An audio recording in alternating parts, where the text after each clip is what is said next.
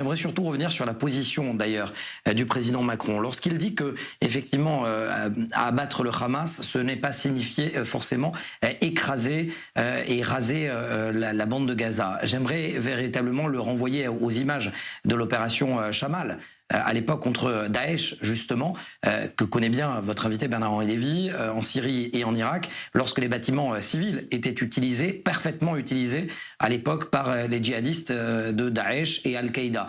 Cela n'a absolument posé aucun problème aux chasseurs et aux renseignements français d'abattre, finalement de rendre une incapacité totale d'urbanisation ces villes de Fallujah et de Mossoul.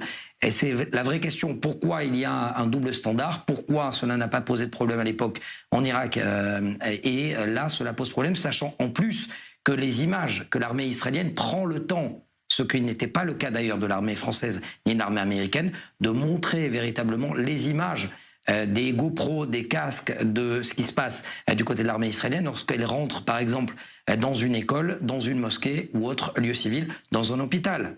Lorsque le directeur de l'hôpital, par exemple Kamal Adwan, dit très clairement « j'ai 16 personnes de mon effectif qui sont des membres des Edim al-Qassam, la branche armée militaire du Hamas ».